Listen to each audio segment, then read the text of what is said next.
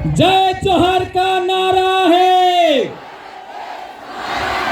जय जोहर का नारा है, जय जोहर का नारा है। कैसा लग रहा है? कैसा लग रहा है?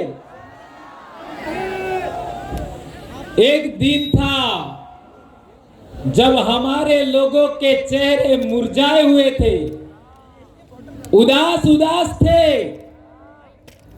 यहां गाल पर गड्ढे पड़ गए थे। हमारे समाज को चारों तरफ निराशा निराशा, कोई नहीं सुनता था।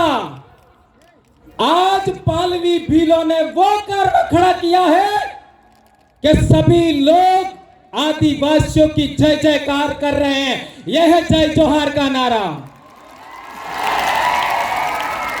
यदि आप भारत देश के मूल मालिक आदिवासियों की संतान हैं, यदि आप आदिवासियों के इस धरती के मूल मालिक होने के नाते आनुवंशिक वंशज हैं, तो आप लोगों को आज के बाद आदिवासियों के शिक्षा, आदिवासियों के स्वास्थ्य और आदिवासी राज कायम करने के लिए तन मन धन से लग जाना चाहिए। यह बात मैं कहना चाहता हूं दोस्तों।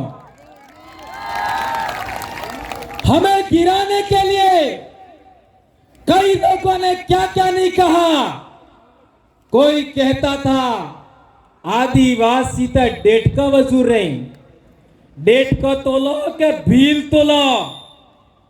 ये हमने गलत साबित कर दिया। आज हमने साबित करके दिखाया कि भारत देश का कोई शासक वर्ग बनने का असली हकदार है, भारत का कोई राजा बनने का असली हकदार है तो वो आदिवासी है। बाकी सब छोटे छोटे राजे रजवाड़े खत्म। कल तक लोग कहते थे कि आदिवासियों को तो केवल गुटखा खिला के मार देंगे, दारू पिला के मार देंगे। अब देखो ये जवानी, ये दीवानी, ये रवानी आज की तारीख में अपने समाज के इतिहास के लिए, अपनी संस्कृति के लिए, अपने बाप दादाओं के रीति रिवाज गीतों के लिए काम कर रही है। यह अपने आप में बड़ी बात है मेरे दोस्तों। कौन कहता था कि 5 साल का बच्चा भी धोती पहनने को अपने आप में गर्व महसूस करेगा? कल तक हमने देखा बाजारों में पैंट शर्ट और छोटा मोटा क्या कहते थे विवाह में ढमका ड्रेस ऐसा करके लूटते थे। आज देख लीजिए साधारण धोती, साधारण कुर्ता और लड़कियां घाघरा चुन्नी पहन करके अपने आप को गर्व फील कर रही है कि हाँ मैं आदिवासी हूं, हाँ मैं भील हूं और मैं इस देश का मूल मालिक हूं।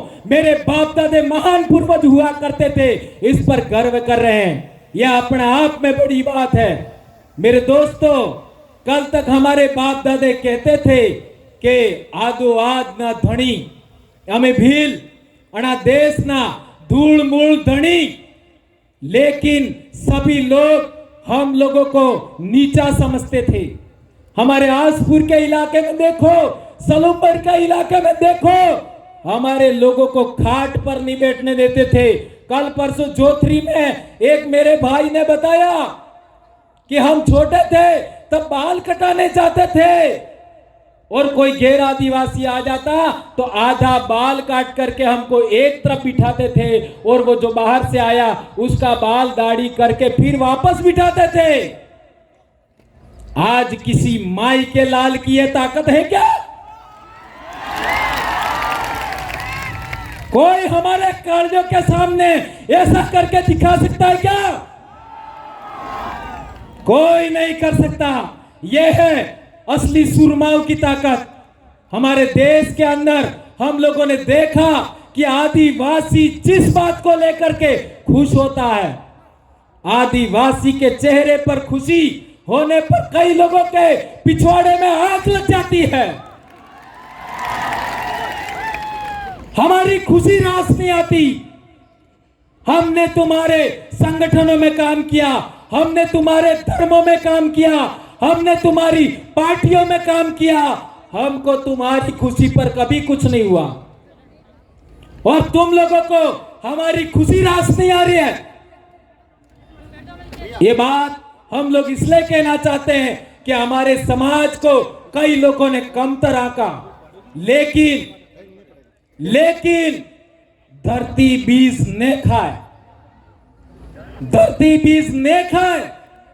एक ने एक दाड़ो कोई न कोई माई नो लाल कालियो पाको थाय और अणी धरती माते उबो थाय। और मेरा तो सौभाग्य है, लाखों आदिवासी मुझे मिले, समाज को जोड़ने वाले लाखों बहन बेटियां मिली जिन्होंने हमारे समाज के लिए काम किया। मेनका डामोर ने क्या गलत कहा था? मेनका डामोर जानते हैं ना क्या गलत कहा था? हमारी आज भी दादियां जिंदा हैं, हमारी काकियां आज भी जिंदा है, हमारी भाभियां आज भी जिंदा है, हमारी भाभियां आज भी जिंदा है। ये सभी महिलाएं अपना सुहाग का निशानी किसको मानती है? आज भी आपने कोने मरी जाए ते पानी ना हारे जाए हूं उतार है जवला सुडलो चांदी नो मारे घेरवाली ने बे चांदी नो जवला पहरावजा एवं होना ना भी पहरावी दो ते कोई काम नो ने है। जी पणती दण चांदी ना जवला पहरावजा चूड़ी पहरावजी या कालियो जाएगा ते नड़े इस पानी ने आरे उतर है एवं समझ में आवी क्यों के? बाकी तो हीरा चवड़ावी ने पहरावी दो आसे कोई काम नो नहीं। शादी दाड़े जी जवला पहरावजा इसके अलावा नहीं।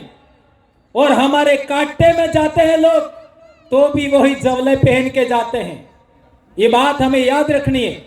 और हमारी दादियां जिन्होंने शादी किया, दादियां शादी किया उस समय यहां बोर पहनती थी, बोर। और मैं कहना चाहूंगा जिन भी बूढ़ी महिलाओं के आज की तारीख में बोर है, आने वाले साल वो बोर पहन के आनी है। क्या आप आओगे? और मैं सभी हमारी बहन बेटियां, मेरी बहुएं, मेरी भाभियां सबसे कहना चाहता हूं, ओण आको वर है एक बोर जरूर ले आओ, बराबर? पैरी ना हो, ये अपनो पैरण है। और जब आप और पहनते थे तो किसी दूसरे की जरूरत नहीं थी। जब पढ़ लिख गए तो हम लोग बोर नहीं पहनने लगे, इसलिए दूसरों का हमने स्वीकार कर दिया। इटली सिद्धवात थी, यही तो मेनका जी ने कहा था। क्या गलत कहा था? और हमारी दादियां एक पारे का, हरे हरे पारों का वो पहनते थे, इन्हें हो कहता सापकी या सूड़ी ऐसा कुछ कहते थे, वो पहनते थे, वो शादी में पहना जाता था। ये हमारे सुहाग की निशानी है, ये हमारी संस्कृति के लिए जरूरी है। और एक बात जी कुंवर सोरे हणद कहवा चाहूं, आपने लाड़ी वोर पढ़ने ते माडवा में लाड़ी वोर ने कौन मिले? लाड़ी ने कौन मिले? मामा, बराबर है? लाड़ी ने गुजरे जहां माडवा में मिलवानो अधिकार केनो है? मामा नो, बराबर है? अच्छा, वोर ने तोरण कौन पोके? हाहू ते पोके, फिर बुआ, फिर है तो पहले कुंवारी सुरजी। लाड़ी ने जे अड़म लजरे ई टीलू करे, अणा बाद गामनी महिलाएं पसे बुआ, माजे, काकी, बापजे, पसे हाहू मां। ते वोर ने तोरणे पोकवानो अधिकार केनो है? हाहू नो, बराबर है?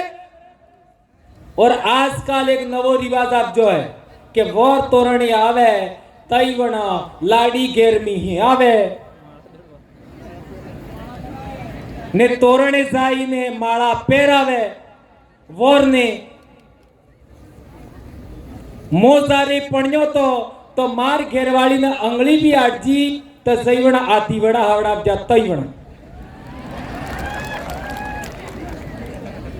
मैंने तो उसको देखा भी नहीं था।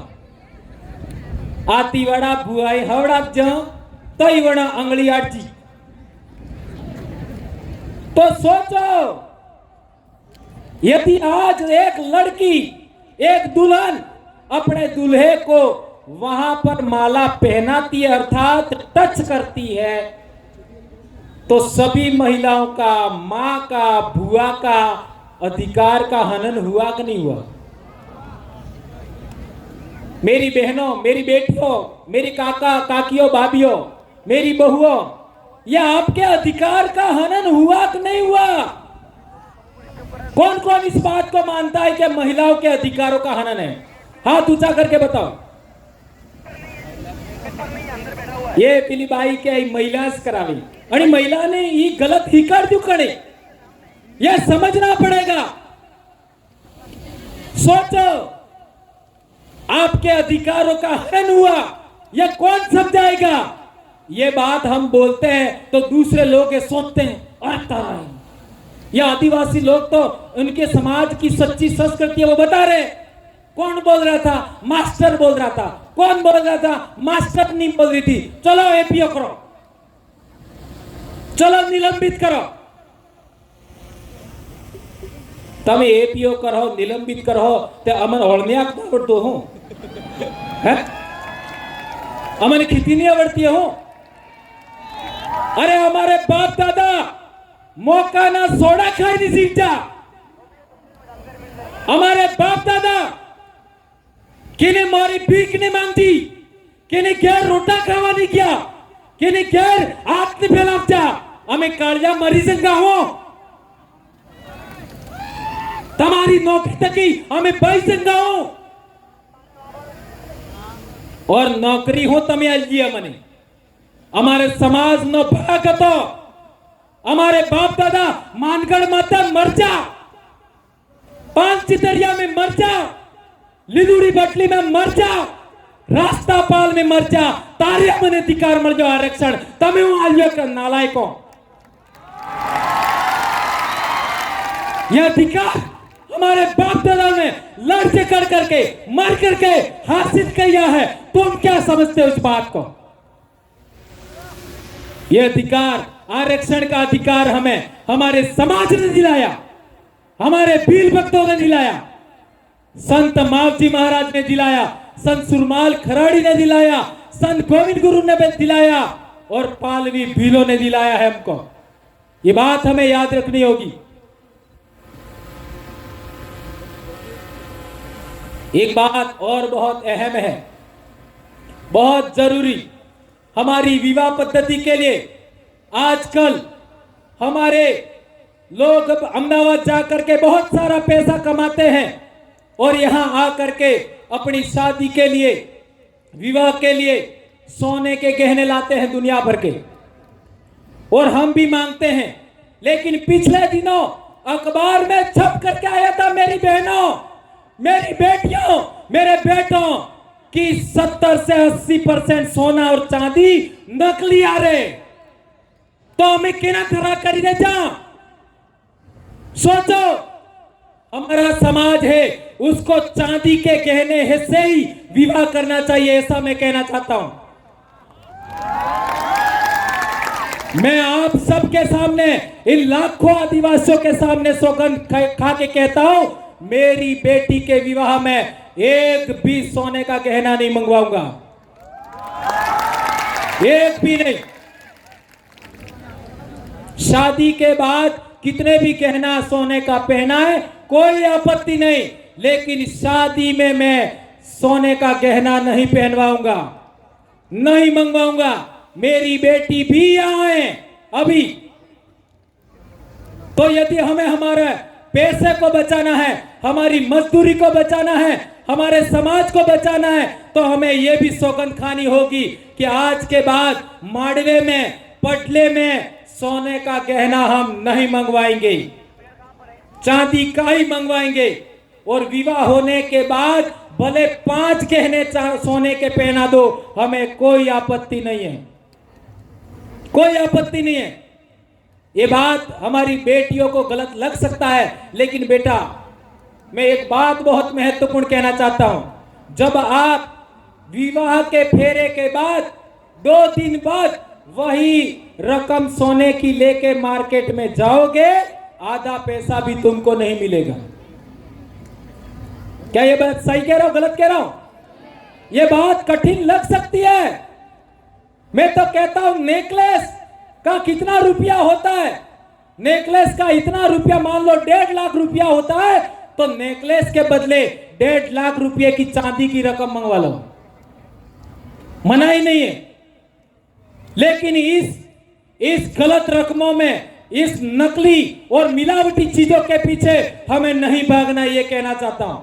मेरे को पिछले साल बोलने में दिक्कत हो रही थी, मैं बीमार हो गया था और बहुत सारा, क्योंकि बोल बोल करके बहुत सारी चीजें, मेरी भी गलत आदतें थी, चाय भी पीता था और बहुत सारी ऊंचा नीचा था मामला, पर अब सारा मैं नहीं बताऊंगा।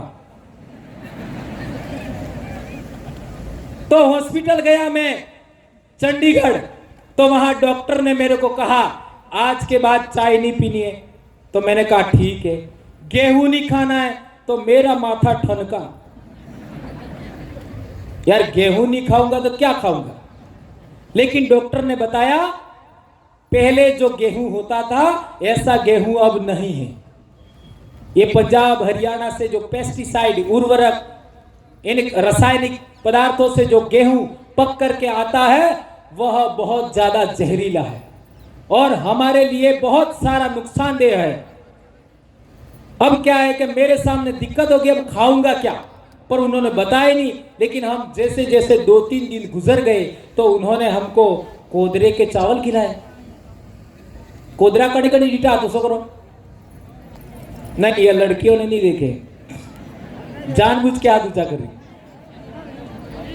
कोदरों के चावल खिलाए, कांगड़ी के चावल खिलाए, माल की रोटी खिलाई, बाजरे की रोटी खिलाई। और आज मेरे में इतनी ताकत है कि प्रतापगढ़ से भी बोल करके आया हूं, पूरी भरी बारिश में बेड़ेश्वर तक बहुत भयंकर बारिश, और यहां करके भी बोल रहा हूं, यह ताकत मेरे में वापस आ गई। और आज की तारीख में हमारे बच्चे प्रार्थना में नीचे बैठ जाते हैं। इतना हमारा नुकसान हो गया। मैं यह कहना चाहता हूं कि जो बीपीएल का अनाज आता है वो भैंसों को खिला दो, पर डूबी वे तारी खबरावे के। गाय भैंस को खिला दो, आपको नहीं खाना है। मक्का खाइए, ज्वार खाइए, बाजरा खाइए, माल खाइए, कोदरा खाइए।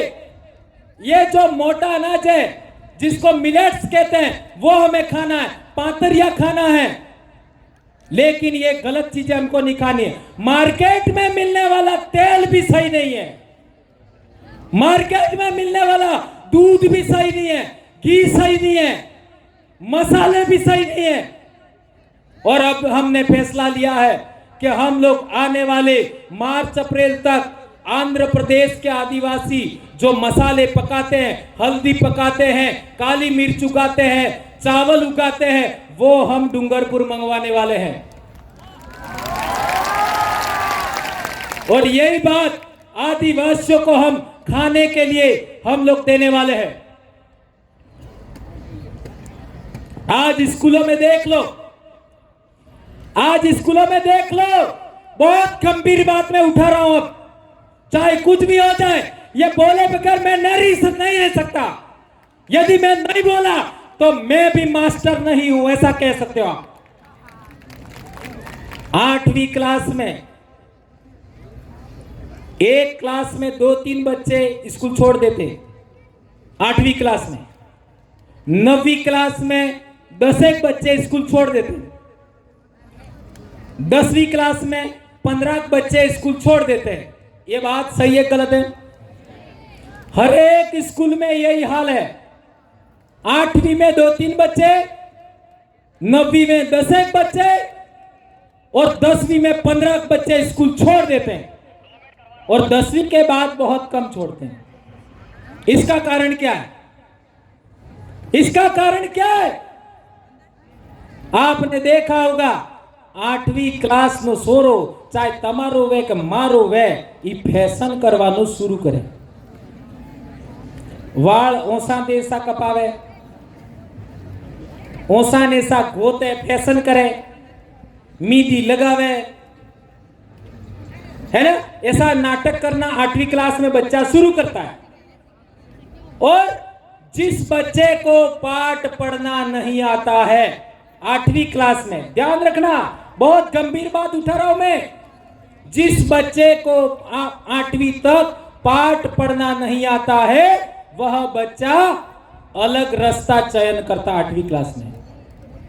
और जिस बच्चे को पाठ पढ़ना आता है, माँ बाप ध्यान देते हैं, काका बाबा ध्यान देते हैं, टीचर ध्यान देते हैं, उस बच्चे का ध्यान अलग रास्ते की ओर मुड़ता है। 8वीं क्लास में 2 रास्ते स्टार्ट होते हैं, एक रास्ता मौज मस्ती का, एक रास्ता पढ़ाई का। जिन बच्चों को पाठ पढ़ना नहीं आता है वो अपने आप को गिल्टी महसूस करते हैं, शर्म महसूस करते हैं, वो मौज मस्ती की ओर मुड़ जाते हैं।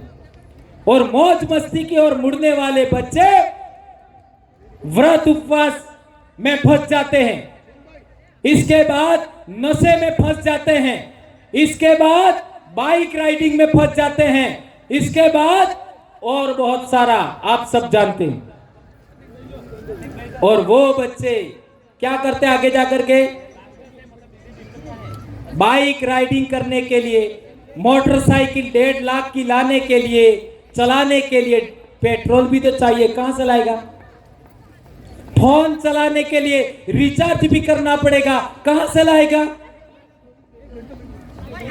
इसकी वजह से हमारे इलाके में बहुत सारी घटनाएं घट रही, ये बात ध्यान रखनी है। इसलिए मैं कहना चाहता हूं कि जो बच्चा 18 साल से कम उम्र का है, आप यदि माता पिता है, उसको किसी भी सूरत में मोटरसाइकिल नहीं देनी है। नंबर 1, किसी भी सूरत में 18 साल से कम का बच्चा है उसको फोन नहीं देना है। मेरा बच्चा भी अभी 12वीं पास हो गया, मैंने फोन नहीं दिया, नहीं दिया। आप अपने अपने घर में देख लीजिए, ये बात ध्यान रखनी होगी। यदि हम लोग इसका ध्यान रखेंगे तो हमारे बहुत सारे बच्चों का आत्महत्या रुक जाएगा, बहुत सारे बच्चों का एक्सीडेंट रुक जाएगा, बहुत सारे बच्चों का असमय कुछ गलत होने से, जेल जाने से बच जाएंगे। ये बात मैं आप लोगों के बीच में कहना चाहता हूं। दोस्तों, आप लोगों ने बहुत सारी बातें सुनी, इन बातों का आप लोग आने वाले समय में इंप्लीमेंट करना और हमारे समाज को जन जागरण करने में इसी तरह से मदद करना। और एक गंभीर बात अंत में कहना चाहता हूं कि हम लोगों को आज के बाद में अपनी विवाह पद्धति के लिए, अपना ये जो ड्रेस है उसको बचाने के लिए और बहुत सारी बातें हैं, उनके लिए आप काम करेंगे। हाँ, एक और बात, आसाम से जो डांस टीम है वो लगभग डूंगरपुर अभी पहुंच चुकी है। जो ठेठ आसाम से आई है बिहू नृत्य वाली लड़कियां, वो भी आदिवासी बेटियां हैं। अटलो टाइम खर्च था ही क्यों, तो थोड़ा और राजकुमार जी भी अभी आने वाले हैं, तो इसका थोड़ा सा आप लोग थोड़ा सा ख्याल रखिए। और जहां तक बात है, मैं जो कह रहा था कि हमारे समाज के अंदर पढ़ाई सबसे पहले ध्यान देना है। एक रोटी कम मिले चलेगा, सभी बच्चों को स्कूल भेजेंगे। और एक बात, मैं सबको हाथ ऊंचा करके सौगंध खिलाऊंगा आज बात, हाथ ऊंचा करके, चलो हाथ ऊंचा करो दो। हाँ, सबको दो हाथ। मैं भंवरलाल परमार एम कहूंगा तो तमे तमार नाम बोलवू है। मैं भंवरलाल परमार, जर्नी मताई, अंगास, सादा सूर्या, पावन पाणी पवन, वादळ वीजळी, पूर्वज कोळमताई, बाप दादा अणनो होगन खाई, वसन लियो, आज बाद, जुलाई, अगस्त, सितंबर, अक्टूबर, इन 4 महीनों में सभी बच्चों को विद्यालय समय में स्कूल भेजेंगे। किसी भी व्रत उपवास में फंसा करके, कर्मकांड में फंसा करके बच्चों की शिक्षा नहीं बिगाड़ूंगा। मेरे बच्चों को मेरे पूर्वजों के समान शरीर को मजबूत बनाने के लिए मेरे पूर्वज जो खेतीबाड़ी, पशुपालन करते हुए पौष्टिक ऑर्गेनिक भोजन खाते थे, उसको वापस पैदा करके मेरे बच्चों को खिलाऊंगा। बाजार का दूध नहीं पिएंगे, बाजार की सब्जी कम से कम वापरेंगे, बाजार का तेल कम से कम वापरेंगे, सरसों महुआ का तेल वापस शुरू करेंगे। हर एक घर पर डूबी जरूर रखेंगे। धन्यवाद। जय जोहार, जय आदिवासी, जय बिल प्रदेश, जय भारत।